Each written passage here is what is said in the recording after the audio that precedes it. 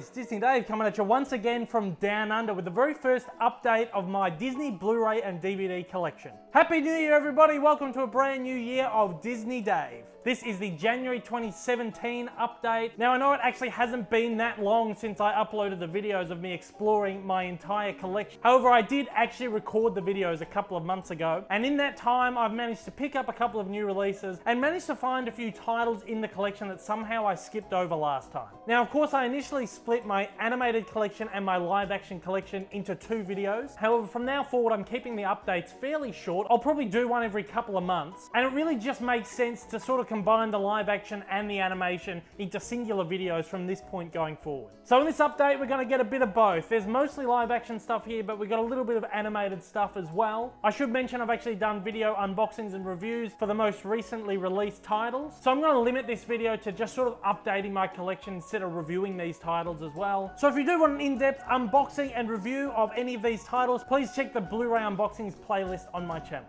Okay, so let's start at the beginning. The Jungle Book in 3D. This is actually the first one that arrived after I first filmed my collection videos. This is the US edition. I of course previously had the UK edition in my collection. There are a couple of extra special features on the US edition that I wanted to get my hands on. So now I'm just sort of trying to decide whether I keep them both or whether I sell this one off, or I'm not sure. But they both look quite cool in the collection, especially since they've both got different covers. I'm not too sure yet what I'm going to do with that. Finding Dory arrived next. Of course, this is the Disney Pixar sequel to Finding Nemo. Of course, we only get 1 or 2 animated titles a year from Pixar, and usually just 1 from Disney, so we don't often get new releases on Blu-ray when it comes to animated titles, usually just in the first part and the last part of the year. So this was the animated Blu-ray title release for this Christmas. Then we got this one, of course, a remake of Disney's 1977 film Pete's Dragon. Really enjoyed this one. Really happy to add it to my collection. And most recently, I received the BFG, the Big Friendly Giant. So it's a nice addition to the collection as well, even though it's not technically really a Disney movie. If you want to know more about that, check out the unboxing video of this on my channel. Now we'll move on to some more obscure Disney stuff. If you've seen my live action video, you'll see that I went through a handful of Touchstone releases. Touchstone is of course the banner that Disney were using throughout the 80s and 90s for movies that were made for a more mature audience, and they didn't necessarily think fit under the Disney banner. So I've got a couple of Touchstone titles to show that I've only just recently picked up. They are Sister Act and Sister Act 2. These are Australian editions of the titles. I'm not so pedantic when it comes to collecting the live action stuff. I tend to buy a lot of it in Australia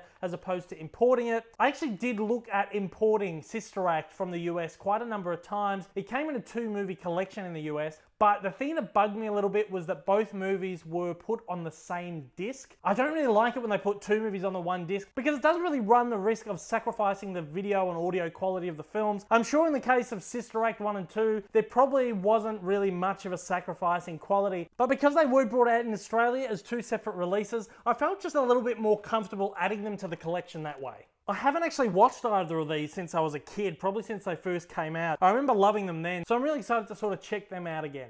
After I filmed my 2 original videos, I actually came to remember that Touchstone wasn't actually the only banner that Disney were releasing movies under throughout the 80s and 90s. They'd actually formed a second one towards the late part of the 1980s called Hollywood Pictures. Hollywood Pictures was actually started up for a number of reasons, but really at the core of it, Disney just wanted to increase their output of feature films. They didn't necessarily want to double the output from Touchstone Pictures because they didn't want to keep distracting the execs with more and more films, and they also didn't want to saturate the market with too many films from the one banner. So Hollywood Pictures emerged with a brand new creative team and opened up new opportunities for Disney to release more and more live action films. So that being said, yes, I found a number of Hollywood Studios movies in my collection that I didn't go over last time. There's only a handful of them, and once again you're probably going to look at them and go, is that really a Disney movie? Well yes, these are all Disney movies, so let's just quickly go through them. First up is Tombstone. This is one of the first movies that was released under the Hollywood Studios banner. This is a gritty western movie based on the gunfight at the OK Corral, Doc Holliday and Wyatt Earp, etc, etc. It's a really good movie, and it's one that I tend to forget that is actually a Disney movie, but the fact that Kurt Russell is in there is sort of a little bit of a giveaway. Next up is Robert Redford's film Quiz Show. This is actually a really brilliant movie, and yeah, another one that wouldn't necessarily be associated with Disney. I don't think this movie would have done as well as it did if it was released under the Disney banner. While You Were Sleeping with Sandra Bullock and Bill Pullman. This is actually a really good movie. I quite enjoyed this one. I'm a bit of a sucker of a rom-com. Of course, it's not as classic as something like, say, Notting Hill or Four Weddings and a Funeral, but it is really good, and I do enjoy this one. This is one that probably could have actually fit in with the Touchstone releases, because there were quite a number of movies that had the same kind of tone and feel to them as While You Were Sleeping, released under the Touchstone banner. Next up, The Rock. Now, once again, I'm not sure why this one wasn't released under Touchstone, because it is produced by Jerry Bruckheimer, and he produced quite a number of these action-adventure flicks for Touchstone, such as Con Air, Armageddon, Gone in 60 Seconds, Pearl Harbor. This is one that sort of seems in line with those movies, so I'm not really too sure why this one got relegated to Hollywood Pictures, but I think in the UK you can actually pick this up in a Jerry Bruckheimer box set with a couple of the other films.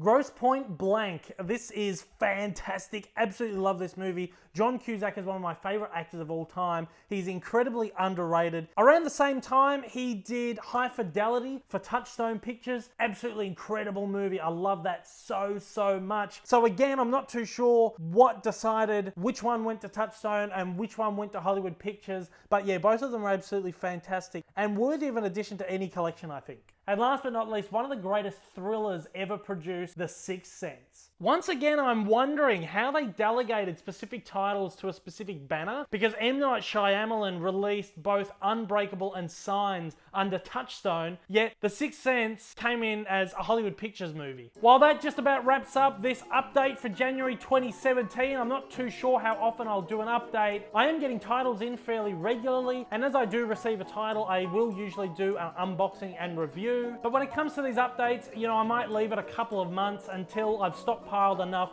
to sort of do a big update like I did today. And well, that is it for today. For my regular viewers, thank you once again for joining me. To those of you who are joining me for the very first time, if you've liked what you've seen, please hit subscribe after the jump and join me next time. Until then, guys, take care, and I hope you have a magical day.